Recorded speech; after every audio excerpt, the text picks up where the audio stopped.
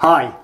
If you've been following our series on the 3 critical leadership qualities, leader as model, leader as coach, and leader as facilitator, this is the second in that series. Today, I'm going to talk to you about leader as coach. My name's Simon Tyson. I'm the CEO of The Real Learning Experience.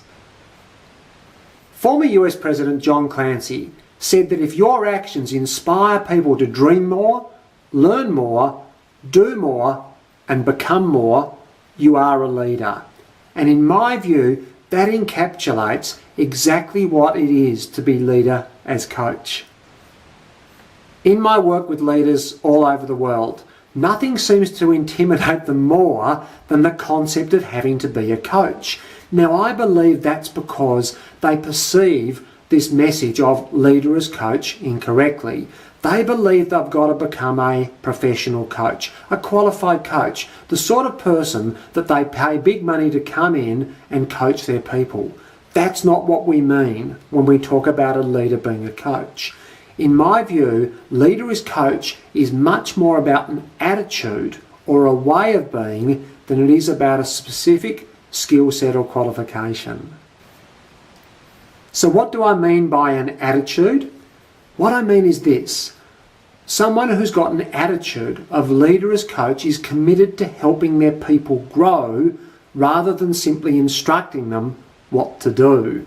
Every time they have the opportunity to guide someone, they can either give them very directive, specific instructions on what they want executed, or they can help the person find their own answers, find their own solutions, and grow in the process. A coaching attitude is one of inquiry rather than instruction. A coaching attitude is about questions, not statements. A coaching attitude is all about helping people be accountable for their own learning, guiding them in that process by asking great questions rather than simply by issuing directives or making a whole bunch of statements and expecting people to obey. Leader as coach is a highly adaptive, highly flexible leader. They don't simply impose one default leadership style on each of their people.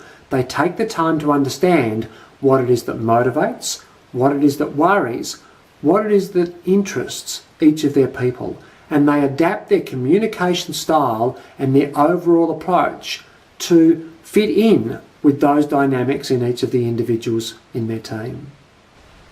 As a leader, you have so many opportunities, whether it's setting performance expectations, giving feedback, having discussions about problems in the workplace.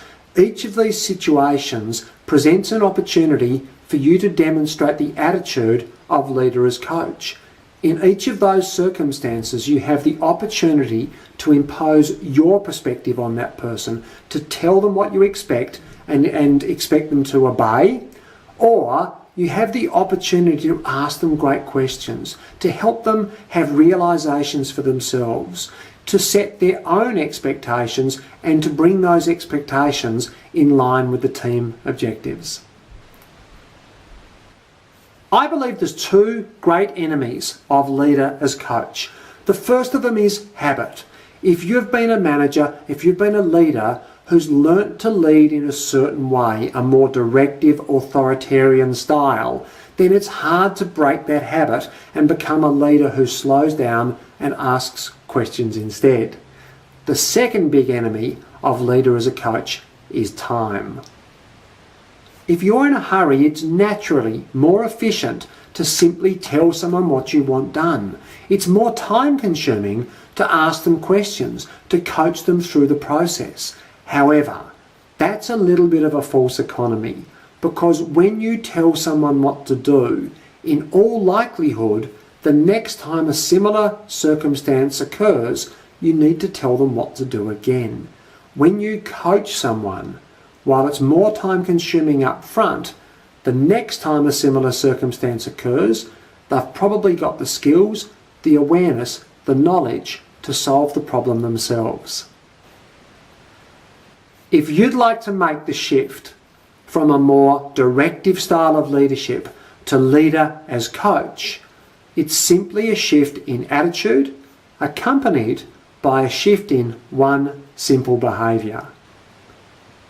That behaviour is so simple it sometimes seems too simple, but it's encapsulated in this philosophy.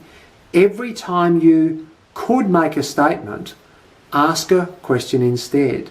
Every time you're tempted to tell one of your people something, ask them instead. I guarantee if you make that simple shift, your people will be forced to think for themselves. Instead of being spoon-fed answers, they'll have to work for them, of course, under your coaching guidance. Thank you again for watching this video. I hope it's added value to your work life. Remember, next week we'll be looking at the third and final of those leadership qualities, leader as facilitator.